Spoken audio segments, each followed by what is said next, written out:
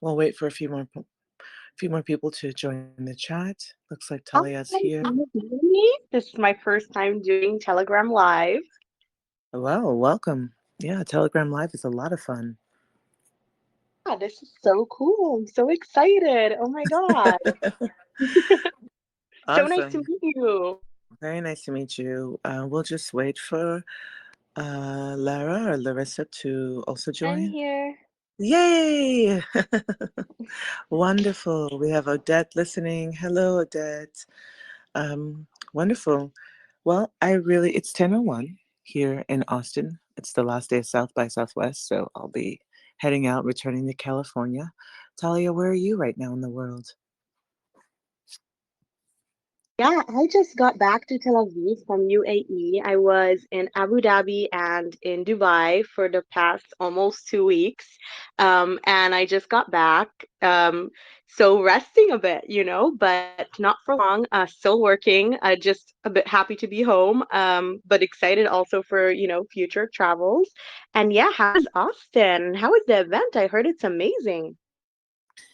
Yeah, South by was totally amazing. It was my first time to visit and attend South by and to have an exhibition. So, feeling very fortunate for the invitation and to see this 20-year tradition of bringing people together around music and film and art.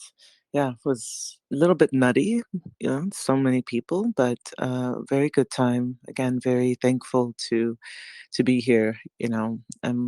The world was kind of shut down, so when events like this happen, the energy is nice because everyone's just so thankful to be out in the sunshine, and hanging out and meeting people in real life. And so, Yeah. yeah, And congrats on your exhibition. That's amazing. thank you.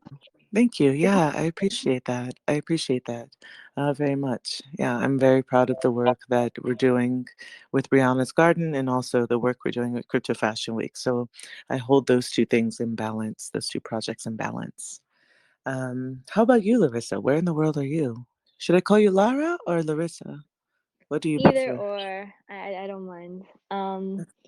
But no, I'm in Tuscany, so different in the countryside. So it's kind of really nice to be able, thanks to the digital landscape, to participate from wherever. And no, it's been really cool to see Crypto Fashion Week to come together and I mean, stock all the different designers and artists who kind of contributed. And yeah, it's been really cool. And yeah, I'm grateful for technology because I think would have been kind of crazy to think of this before COVID of a digital event and people all over the world kind of being in tune.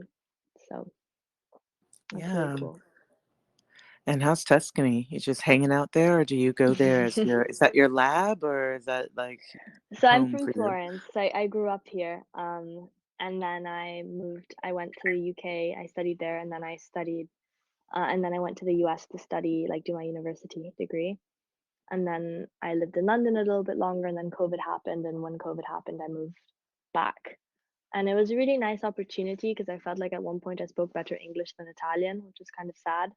So it was nice to kind of get back in touch with my roots. And I think what's really beautiful about Florence and Italy in general is that there's a lot of history and there's a lot of beautiful traditions.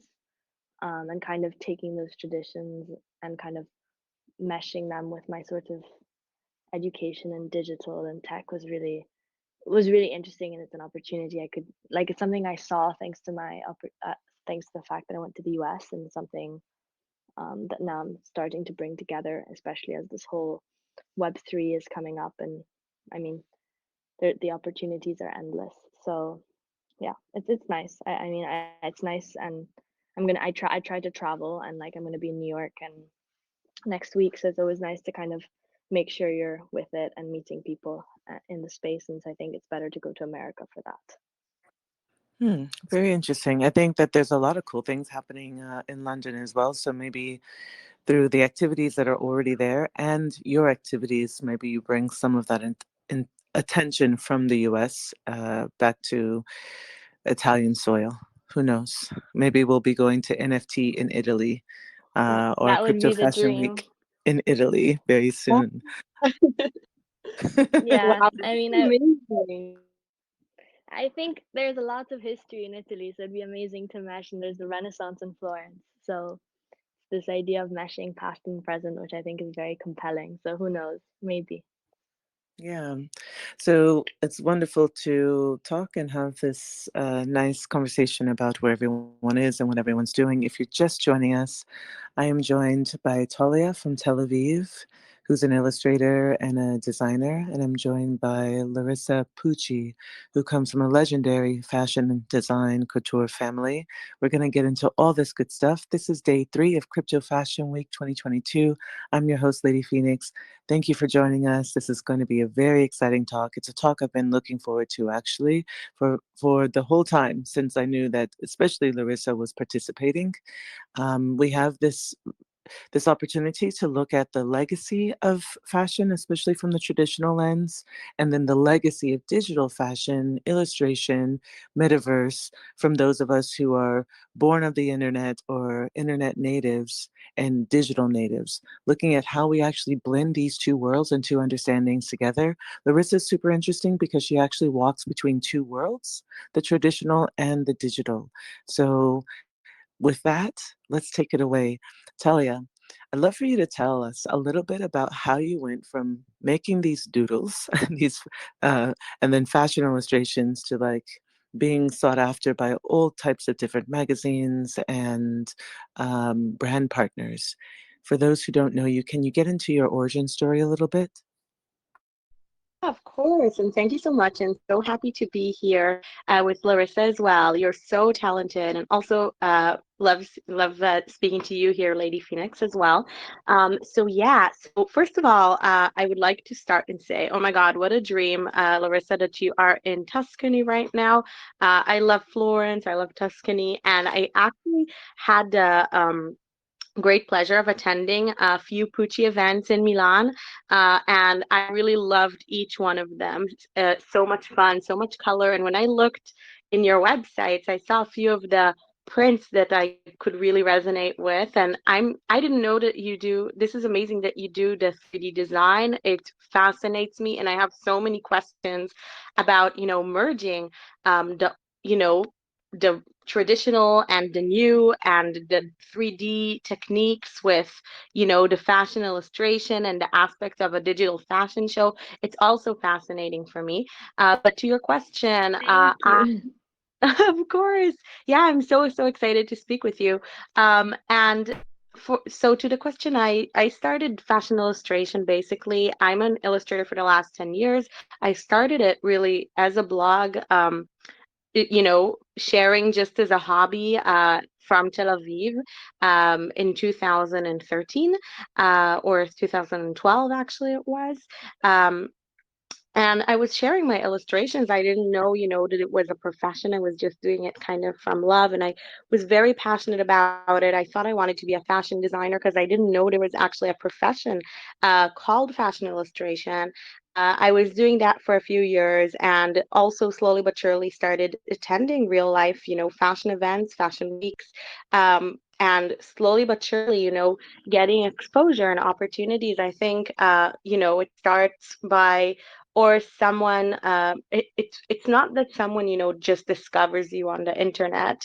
It's mixing the real life engagements with of course sharing and putting your art out there and sharing it with the world again and again and again. And the first 3 years, I think nothing spectacular happened. It was many steps, but just to continue sharing my art. I was very passionate about just art and fashion and merging it together and being inspired about that, and by different places in the world. I would say especially Italy and Paris. I love both countries and all the cities and the European culture, as well as I am half Middle Eastern, half Canadian. So just having all these mixes of the cultures, every culture brings a different fashion aspect to it, and different colors, different textures, and just mixing all that, as well as techniques. Um, I feel that I have a great love, bold colors. And yes, and to what I was doing, I think in the fashion illustration world, I was going from just sharing, my art online to just attending, as I said, first just sketching, in Fashion Week, and doing live sketching. And it took me quite a bit of time to get the confidence to actually approach someone and sketch them live. I was doing it for my note from my notebook for a while. But I think when I started really approaching people and sketching them live during events, that's when a lot of the magic also started to happen. Um, and if it was, a photographer from the New York Times that saw two models with my sketches, if it was, afterwards being approached by magazines, but it's a lot of things together, I would say. And also, I think the challenge of just sketching fashion live, and the way you can capture it, I think. It's an amazing challenge to see how you can capture different looks, different colors, different moods, essences in the fashion industry. And, fast forward to today, uh, in I think 2020, just the beginning of 2020, I presented my first exhibit, my solo exhibit in Tel Aviv that went on for a month. That I created my character, the Eyes of Fashion, really, which is inspired by, on the one hand, the colorful, bold, fun industry, and on the other hand, the judgmental eye, of the industry that impacts us as women, as creators, as everything together. And yes, and then when we came to create, the NFT collection, this was really the first character that came to my mind. But yeah, this is my, I think, brief answer because I could really talk about into so many depths, I think, for hours. And really excited to hear you, Larissa, as well. So thanks. Thank you for that, Talia. You said some things that piqued my interest. We'll come back to that after hearing from Larissa. Also, too, this is an open discussion and dialogue. If you have questions for Larissa, please do ask. I mean, this is how we build community, and this is how we learn together.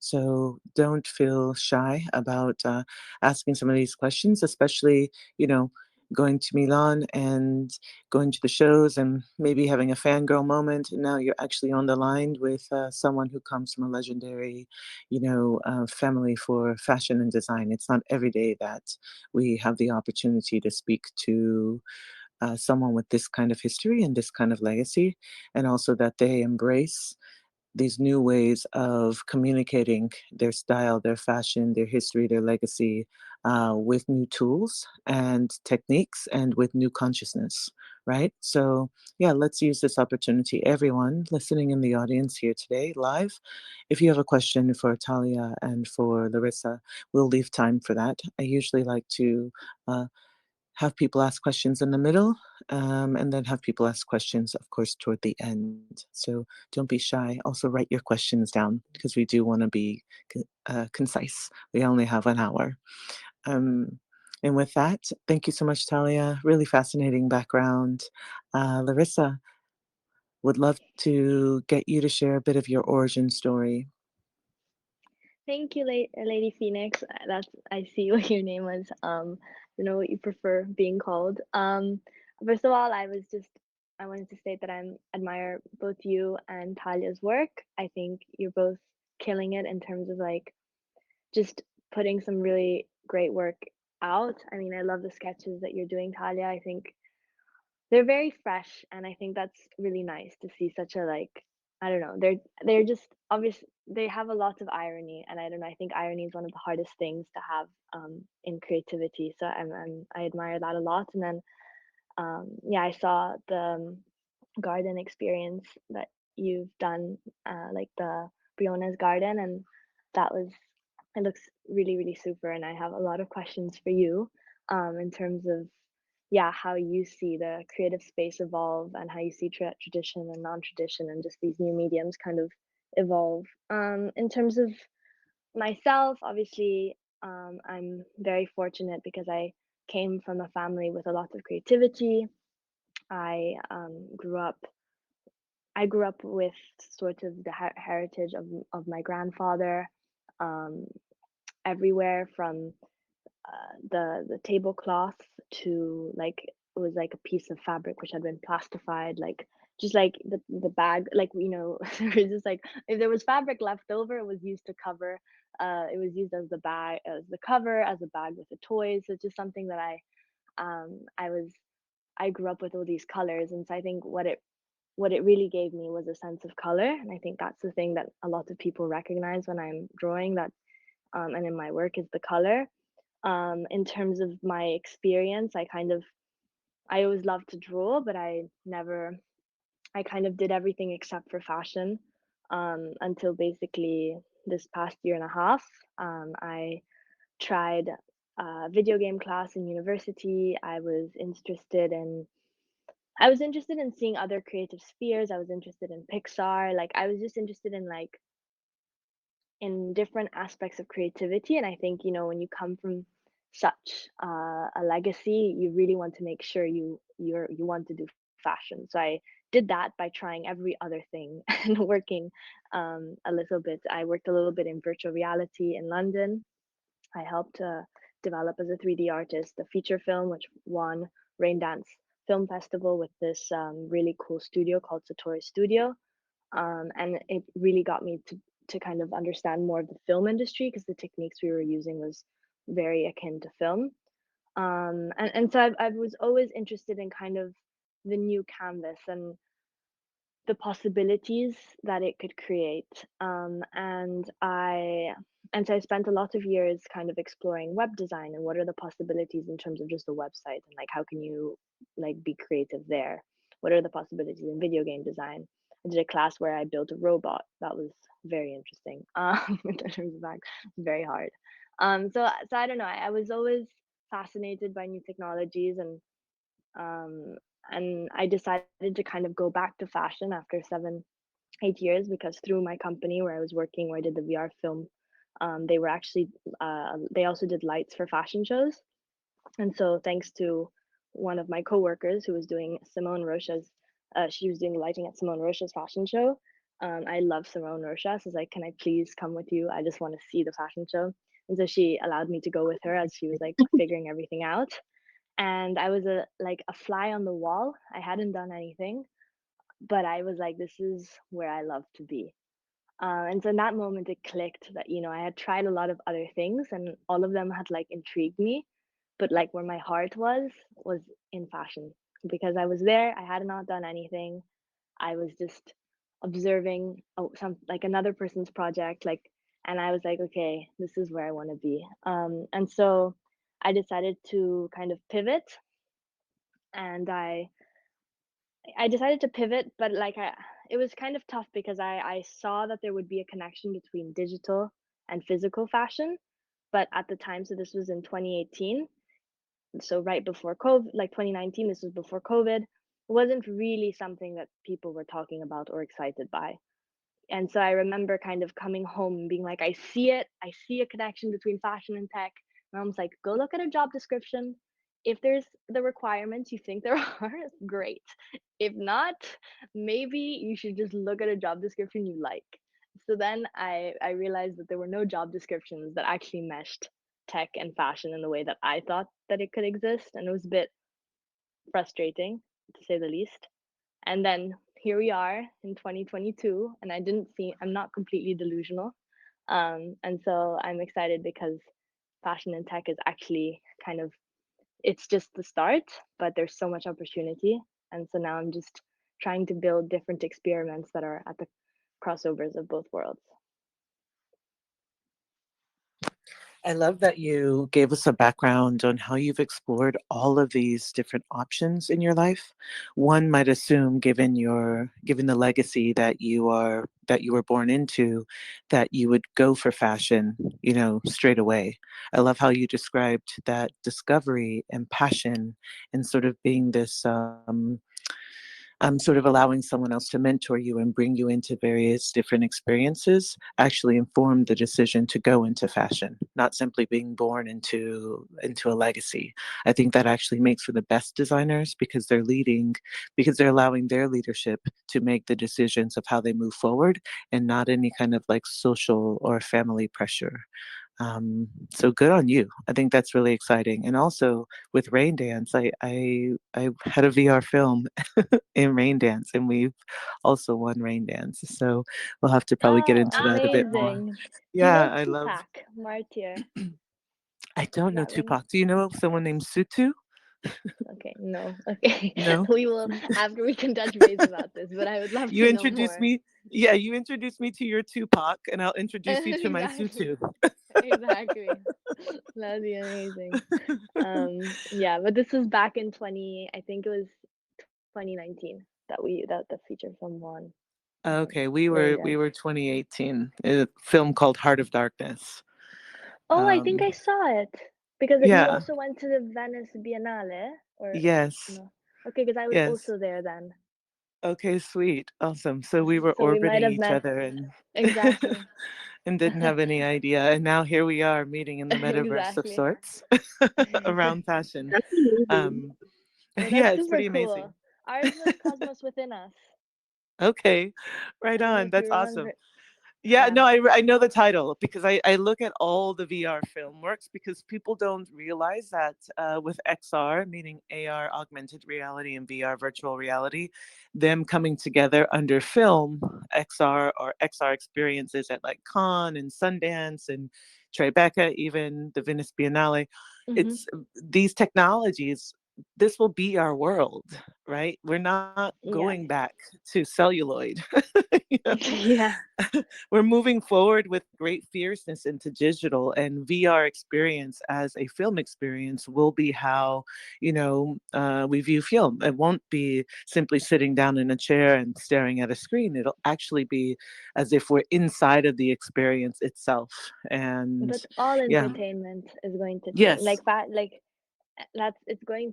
It's a technology and it's a tool, and the way photography has kind of revolutionized a lot of processes. I think technology will do the same, and so that's why I was so annoyed that fashion was just not in moving in that direction in 2018 because I was like, how? There's so much opportunity here. But yeah. Definitely. Definitely. And it's really fascinating too, because actually for digital fashion, and Talia, you might have something to say around this because with illustration, it was pen and paper.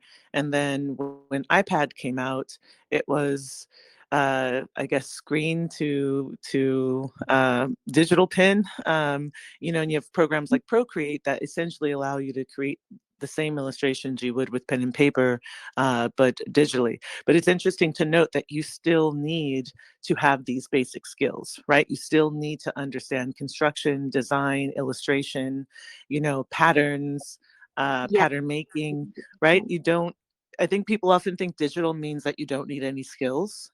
And in fact, you need more skills if you're going to do it digitally because you need to understand how it now translates into a digital or metaverse context, which is really cool, or into AR if you're bringing AR in, or into VR if it's a VR application. Like, I would love to do an entire fashion show in VR very soon, right? That would be so amazing.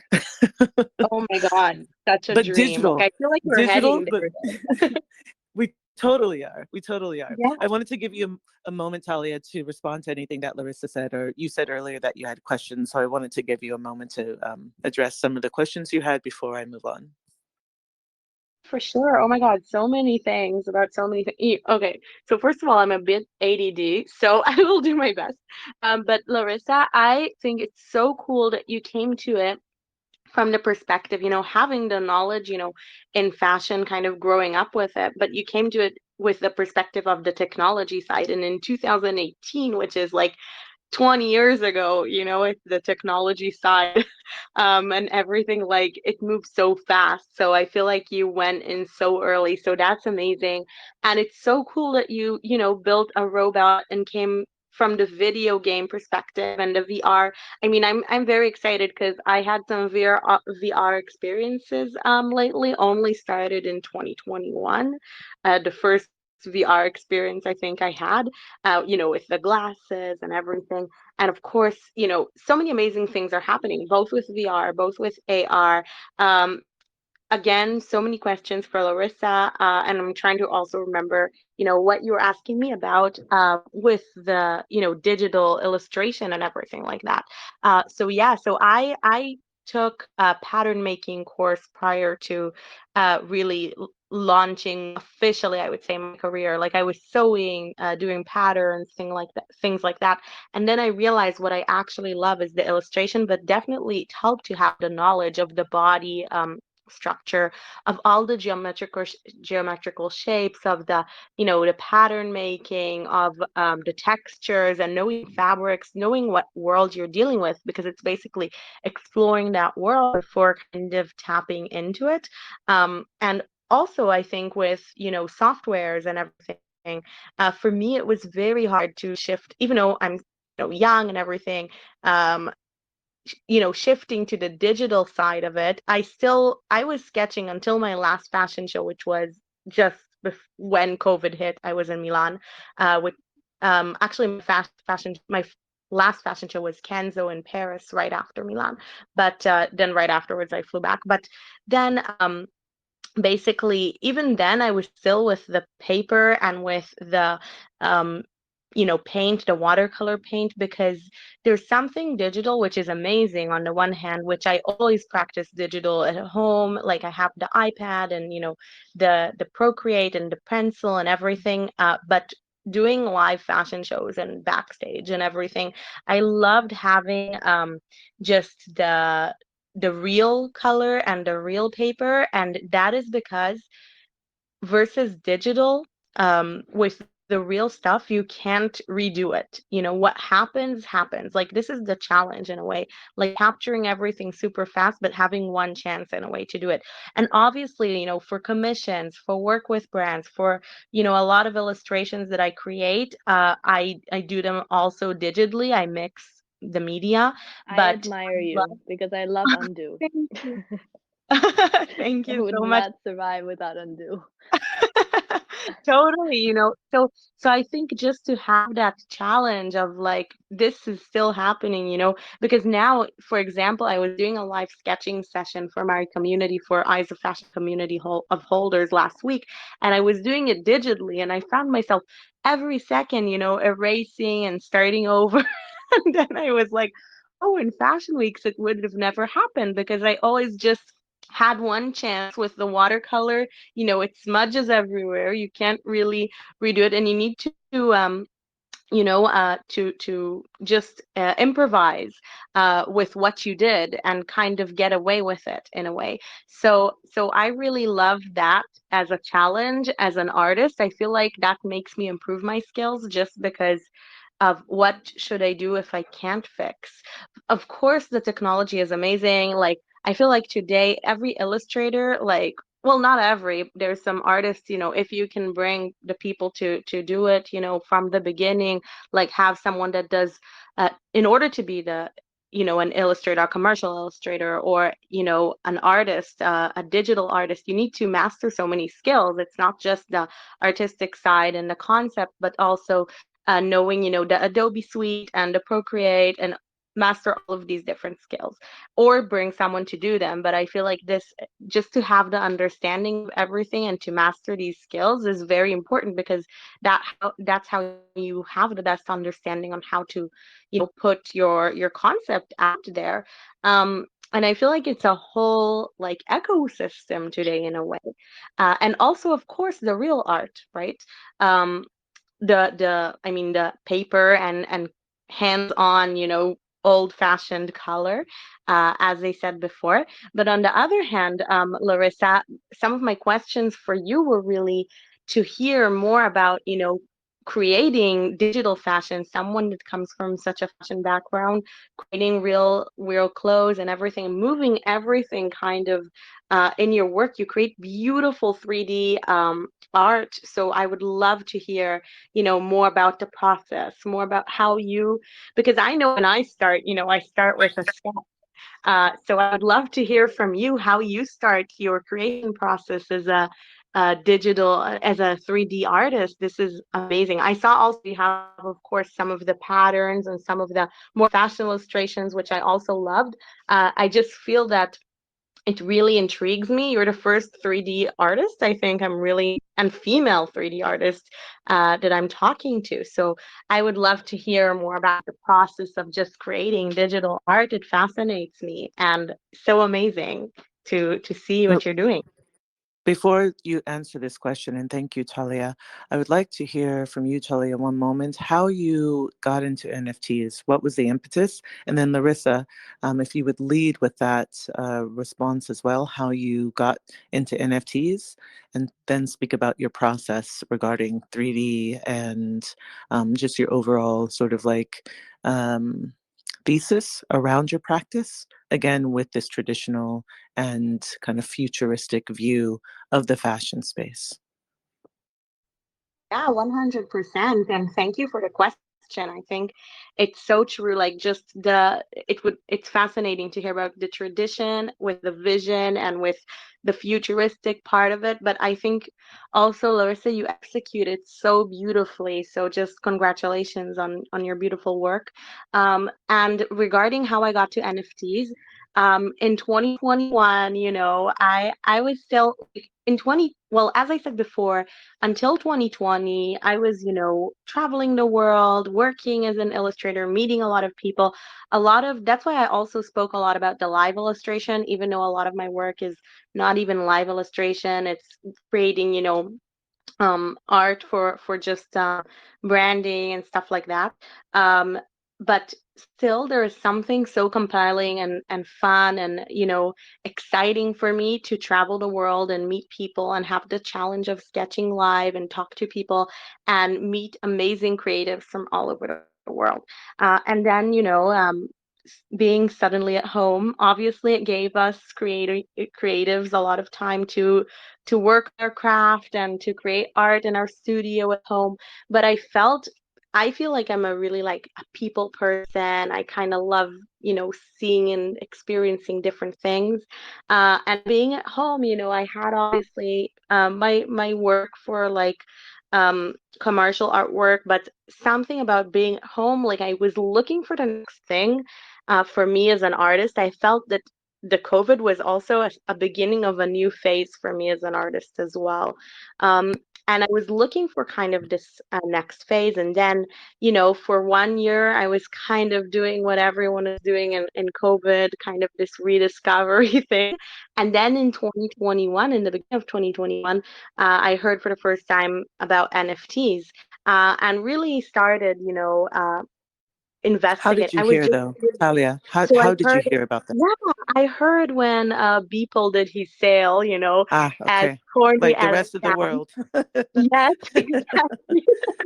And I was fascinated because, it excited me so much being myself kind of a digital artist. Most of, my high profile work was more kind of involving digital versus the artist. I also do canvas and acrylic and stuff like that, but most of my pieces weren't big, they were small, and they weren't what you would call the modern art that you would see in a gallery prior to COVID, right? I was more That's of a, an wait, hold on, Talia. Hold on, Talia. That's a yeah, good place to yeah, put a pin right here, because yeah, then we can come back to understanding how this is different than what you were doing before. I want to give Larissa a chance to yeah, of say course, how she got to NFTs. Maybe it was also through Beeple, yeah, but how she got to NFTs, and to answer the question you asked her about her process. yeah. Um, we only have 30 more minutes, so Yeah. I also want to save time for Larissa and then time for questions, because I'm sure a lot of people have questions for you as well, Talia. Larissa, take it away. Okay. Thank you, Talia, for all of your like very nice comments on my work. It makes me very happy. And I'm very impressed that you managed to sketch all in one go. Like I need undo at this point. I used to be able to draw by hand really well. I think now I've unlearned that and just rely on undo in my work, which is not great. Um, but as for NFTs, I actually so my brother is into blockchain and Bitcoin and finance, and he loves explaining these things to me. I don't love listening, but I'm just forced to listen. So, anyways, and I was listening to this podcast, and I was trying to find the podcast before it was my turn to answer, but I'm failing at finding it. But it was this one episode. It's this person. I will find the podcast in when Talia's talking, and then I will send it. But basically, they were interviewing about kind of this lady who discovered this whole situation with the Silk Road and how the FBI had like anyways. And at the end of this whole talk about like the Silk Road, and talking about like sort of just dark web, she starts talking about the future and about like blockchain, and she starts talking about NFTs, and like until it was just a currency for me, I wasn't very interested in it because I just of it as something where like I would put money if and when I had enough money to invest, which I don't have at the moment. So I was like, I don't really see the point of me getting into like looking at investing. So I wasn't very interested. But when I listened to this podcast, it was about like how it wasn't anymore a currency, but they were trading digital assets, and how there was this exciting landscape. And I sent the podcast to my brother and I was like, this is happening. Let's work together. You can help me because you have all of like the Bitcoin blockchain knowledge and I don't. And we can and then 1 week later, literally the Beeple auction happened. And I was like, see, I was right. And so the Beeple thing was kind of like major because I was like, I listened to this podcast and then a week or 10 days later it kind of emerged. But then I was very slow at like kind of, I wasn't as, let's say, I was trying to figure out how to, even now, I still haven't figured out like when you sell an NFT, there's a logic behind, and that's where, like I'm very intrigued by it, but it's something where like I think I put an NFT on OpenSea and then it didn't really sell, and it's like how, and so I admire you, Talia, because it's like how do you build a community around your work? How do you make people aware that your work exists? Because fundamentally the problem is the same as if you sell a physical asset. It's like you're creating something which is on the blockchain, but then it's like how do you know there's going to be a bid? And so there's all this other groundwork you need to do. And so I'm still doing the research because I think designing the digital artwork in a way is the funnest part and the easiest part if you design on a regular basis. The hardest part is actually giving it a reasoning, a rationale, and making it relevant. And so now I am currently developing something on my end, like for my fashion brand, Foulara, which I think is very exciting. But I will kind of not, I'll just kind of leave it at that because I'm going to wait until it's further along. And back to the process, as I was saying, I used to draw only by hand. And then I did a first scarf. So the first scarf I ever designed, I actually designed for Pucci. Um, there was this edition of Foulards which was called Cities of the World, and there was Rome, there was New York, there was Hong Kong.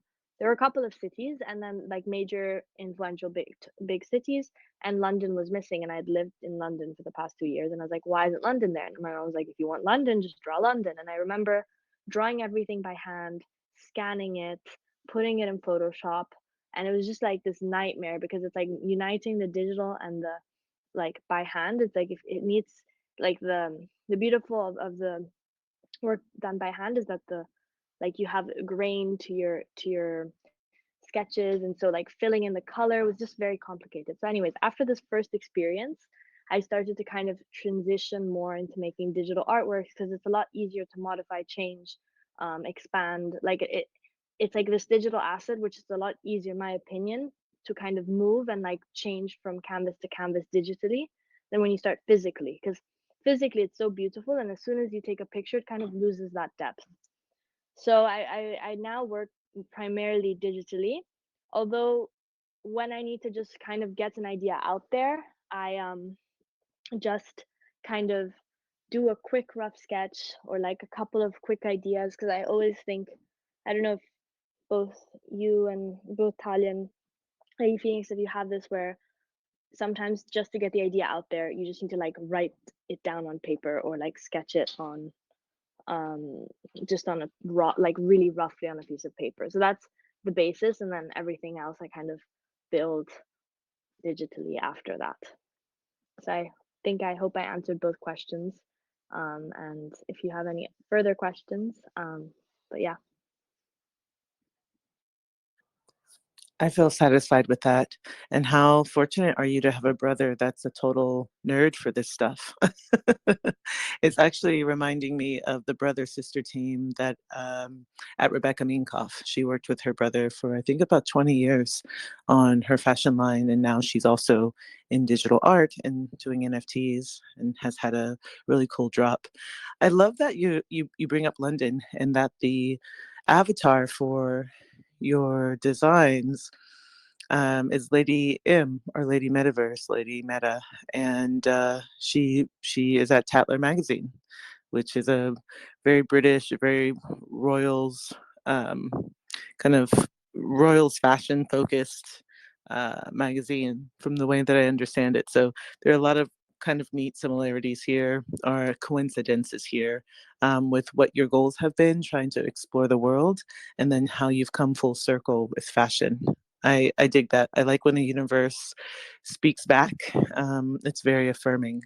I wanted to know from you, Larissa, how do you kind of, oops, how do you manage expectations? Do you ever feel any pressure from having such an extensive legacy in the traditional world?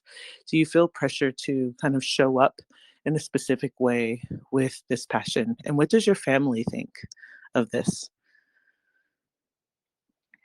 So my mom's listening. So Hey, don't worry mom. about that. um, but I mean, expectations, I think that's why it took me so long to decide to go into fashion, because I knew that I would need to kind of really be certain, and also you want to carve out my own identity, and it's a lot harder to do so when you have such an amazing legacy. Um, but I think, it was that at Simone Rocha, like in that moment, I was like, I'm fine. Like I can deal with the like I'm going to embrace. And I think that was the first kind of realization, and then it's a step by step process. And I think any creative has a perfectionism syndrome where like it's never good enough and it can always be better. And at some point you just need to like finish the sketch, or in the case of Talia, or like, just need to put an end. So I don't know. In that sense, it's like it's learning that my one of my best friends told me that perfect actually mean like the root of the word perfecto in Latin actually means finished. It doesn't mean perfect.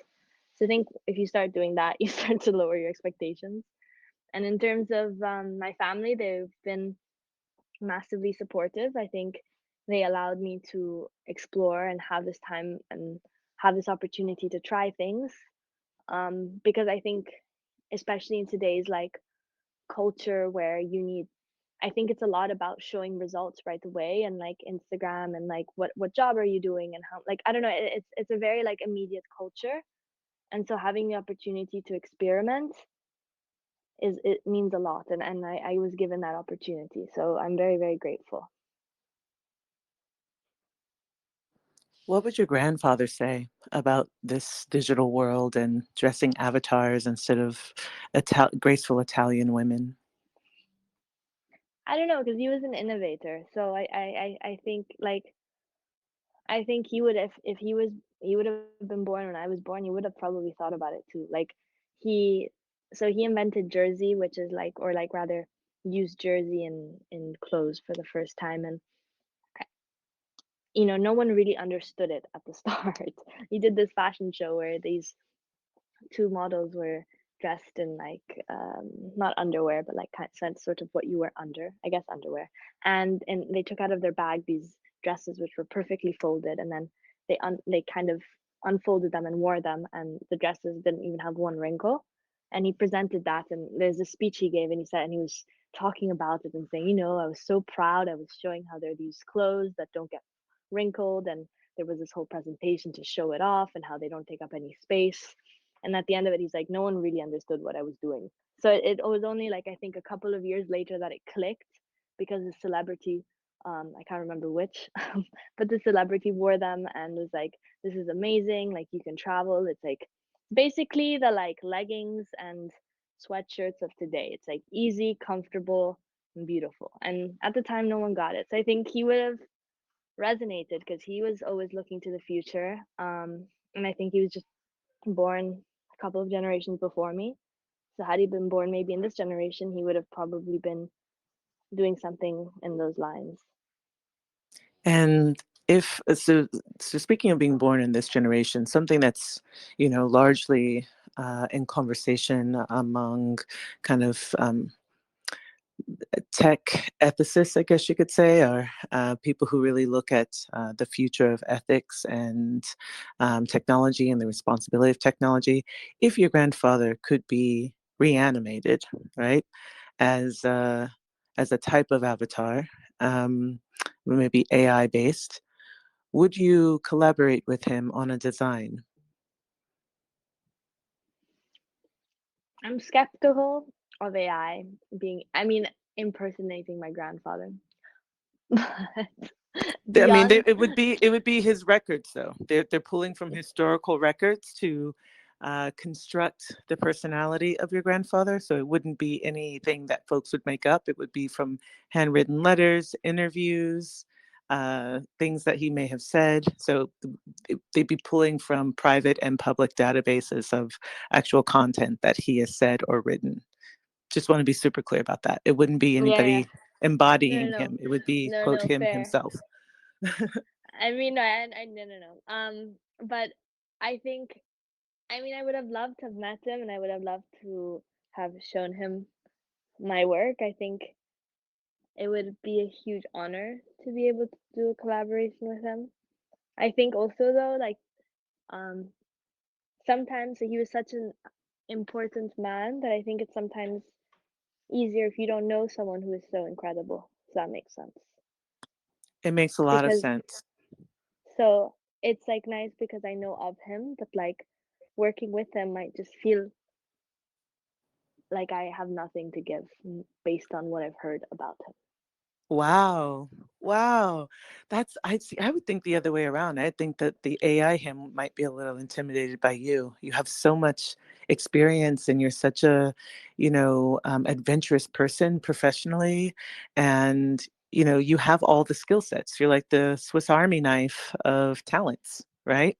um, but spoken like a true artist, right? We know we're super talented, we are those perfectionists, but oftentimes when we are in the same room or at the same table as giants, we feel small. But I think that if your grandfather were alive today, he would think you were like the raddest person he knows, right? And would want you at every meeting It's fair. and would want yeah, would want you at every meeting and would want your opinion on the colors, the design, the construction, on what this generation thinks and how to make the clothing and designs translate. And I think he would definitely 100% want to collab with you, especially because the NFT space is about community, is about collaboration, and is about like uplifting one another and celebrating the achievements of one another, even if we think they're tiny achievements.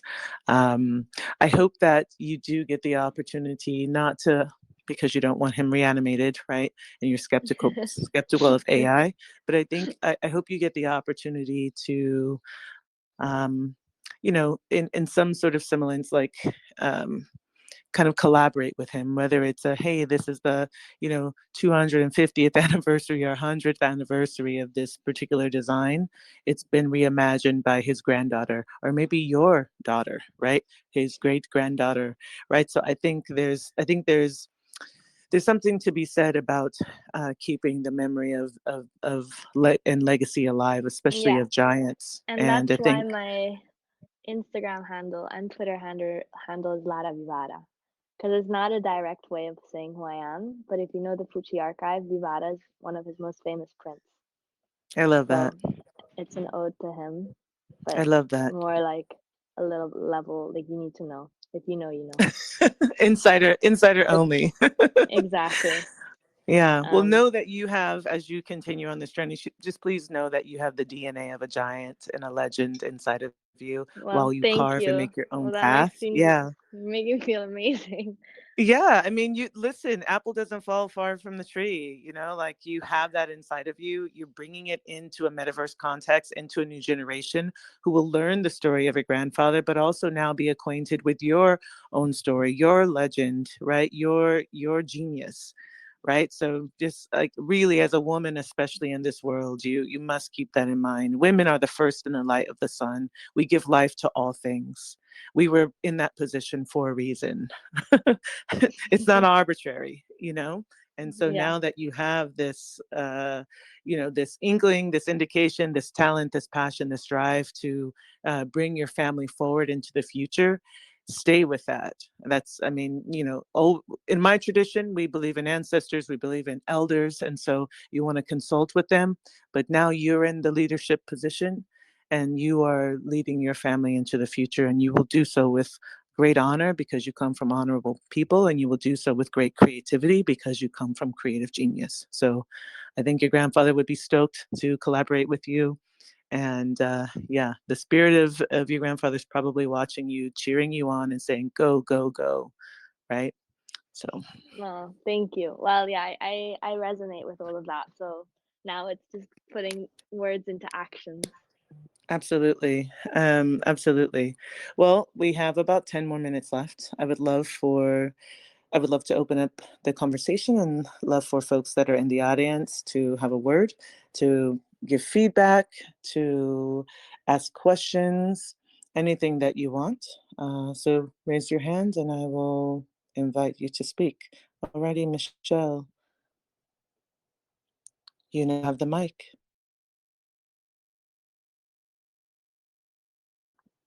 Michelle, if you unmute yourself, you now have the mic.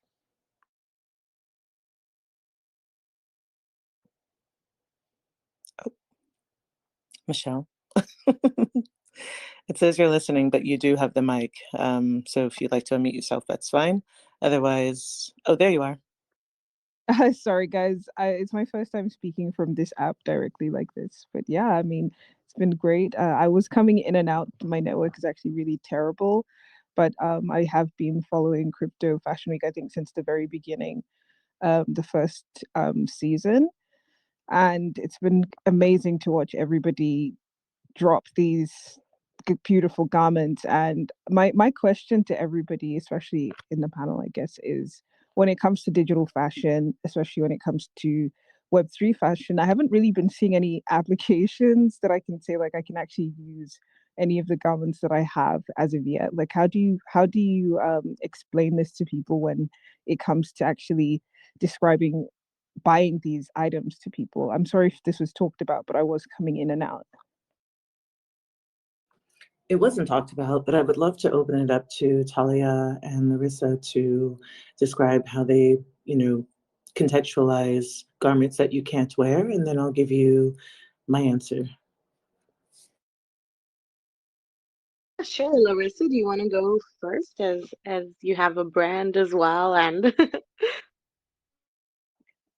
Whatever. I don't. Okay, I'll go first. I think so. It's the beginning. I think with this specific launch, it's being able to access the DressX sort of Discord community and like kind of tap into sort of benefits that like DressX, because it's a leading um tech and fashion company. It's more like, the way I think of it is, I think of it as, if you like the designer and if you believe in what they stand for, you're also buying it for that. I think the perks are like still being clarified. I think in the case of DressX, I mean, you're buying into like such an amazing company that has pioneered already so much and that will share with you. Like right now, I mean, with this one, it's like you get the filter. It's just, for me, it's more about the vision. And if you think about it like really concretely, and if I talk to people in Florence who are not really in the crypto space, they're like, I still don't get it. In terms of like what I'm doing with my own fashion brand, and like what I'm trying to do is I'm trying to make that connection even more evident. So So I design silk scarves. You can check them out on my website. So my name is Lara. I make foulars, Foulara, and the website's foulara.it. And what I'm going to be doing soon is you get to choose the colorways you like of a silk scarf. And if you like that colorway, the only way to block it out is to buy the NFT. And so then you hold the colorway that's like pink and blue, and no one else can have the pink and blue colorway. And then through a system of upvotes or resales, the foulard, which is most popular, both by like monetary value and upvotes, can get produced in real life. And you as a creator, so you as the person who designed the colorway, will be also taking 5% of each resale and of the final profit of the foulard once it's launched. So I think, these mechanisms are not, it's still the beginning. And so I think there's so many potential mechanisms you can weave in.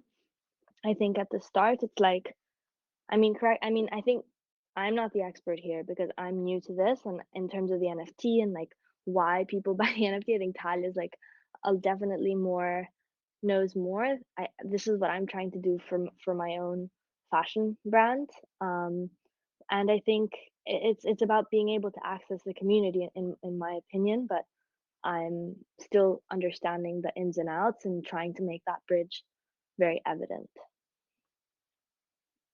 Yeah, 100%. I really agree with you. And I think that you're really on the right, side of the answer because I think, like you said, Larissa, I really agree. It's about, really customizing the experience for the community through the NFTs, through the Web3. As well as, of course, the perks of digital fashion, with fashion being not the most, in general, sustainable industry. And digital fashion really allows people to enjoy a much bigger, variety. With also, incorporating amazing, insane ideas and technology without, you know, working at creating like all this in a way, I would say mess around, but it's a new experience. I think that we're also forming our digital identity today with NFTs slowly but surely. Like you said, like also holding a certain color with an NFT in order to get a specific scarf, as well as the community.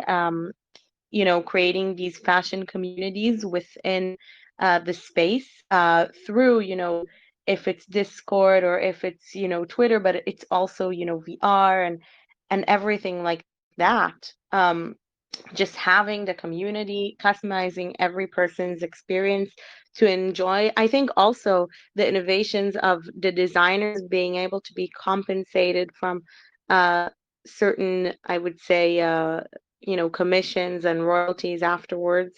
It's amazing for the designers, and also people can enjoy really innovative and unique experiences with fashion that weren't available prior to VR and AR, not in the same level that you can see it visually and experience just the concepts. I really love it. I would also love, Lady PheOnix, if you want to add something, because I would love to hear your perspective about that. But I think that it's a great question, because I think that there's so many ways just to experience this world. For me personally, seeing Crypto Fashion Week and the runways of Crypto Fashion Week and what they're doing, and it's so exciting for me after being, to so many fashion shows in the real world, right? Supposedly real. Uh, it's an amazing new way of thinking, of imagination, of concepts, and this is really what excites me with fashion design in metaverse or in Web3, and with all that. I agree with Thank you. you. Oh, sorry. Uh, Go ahead, much. Michelle. Yeah, thanks so much. I've actually been part of the digital space since early last year. I'd guess around January, so just a little over a year now. And um, when I got introduced to NFTs through a white paper, I started reading more of like the technical side of it when it comes to the ERC tokens and standards. And then I got really deep into blockchain. So I kind of got introduced to digital fashion from the practical aspect of like, oh, it's going to be interoperable. You know, we're talking about jumping between metaverse platforms. I guess my question was coming from more of that, like, because, for example, I've got some NFTs from the Fabricant, for example. I'm not sure if anybody else here has some. I think maybe some of you may have actually collaborated with them, but at at the moment there is no actual use case for the NFTs, and there's already a marketplace. So many people are becoming more skeptical of these assets because, you know, we're all kind of creating. Right now, I'm actually working on my own digital fashion products with a team, and it's been really hard to kind of communicate with people like this is the actual use case. How do you differentiate yourself from being that like potential NFT rug pull when the technology itself doesn't exist, right? Especially with regulation starting to speak about these NFTs that are claiming that they can do things that they actually technologically can't yet. So this is my main concern on how to mitigate this. Interesting, Michelle. And also, I feel that we have discussed part of what you said today.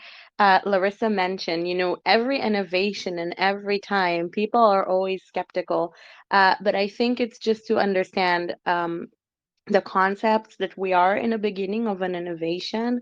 And also, I think that we can't really compare the experiences for real fashion and with, digital fashion. Uh, because it's such a different experience. Like I feel like here with the digital fashion, you can go over to every concept you can imagine. Like, yes, I know the technology is supposedly very background, but on the other hand, the experience that for example, we just got from Eyes of Fashion the boots yesterday. One of the NFTs, we bought them for our investment fund for Eyes of Fashion. Um, and it's been such an amazing experience because these are boots that we couldn't really buy in the real world. They're so special. They have so many attributes to them. And I think the digital identity itself is really just at the beginning. People didn't really form it really yet. And I think just from that, from being also on supposedly the consumer side, I see a lot of very interesting different attributes. Not everyone will understand it. So I don't know if we can even expect, because right now I feel like that it's really at the beginning of just being embraced by even customers, right?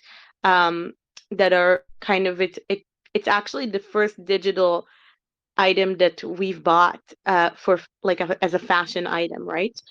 So, and we're already in the NFT space. So it's really at the beginning, but I feel like we can't have everyone understand it, but it is in the beginning of an innovation of, this process, and the concepts are what makes it really exciting. It's all about the idea and the visuals and for now, right? But with time, I think the other technologies are going to be developed with, Meta working on whatever on everything they're working on, and with Crypto Fashion Week having their platform and everything being developed and already looking amazing. So yeah, so this is my 2 cents, I guess. All right, thanks. And Girl, just one last, sorry. it's okay. You know what? I'm gonna go ahead and say goodbye. I feel complete. I'm gonna let y'all, let you, Michelle, and Larissa take it because I love this dialogue that's happening with you guys. It's fantastic. Michelle, I love all your questions. I think they're great. Thank you, So thank y'all, you. y'all, y'all close out Fashion Week. You guys close out the conversation. I'm Lady PheOnix. It's been cool chilling with you guys. We've got incredibly talented people on here. Larissa, Talia, and now Michelle's joined the mix. Can I just give my opinion before I let you guys close it out? Normally I close it, but I love what's happening here. It's very palpable. I want you to stay on this vibe. But I will say, as Talia and Larissa have already said, primarily like digital fashion fashion, it's about identity. Identity is the layer zero of the metaverse. Without the conversation around identity, you have nothing. Metaverse doesn't actually make sense. It's just a place on, it's basically e-commerce mall. Nobody needs a bigger mall.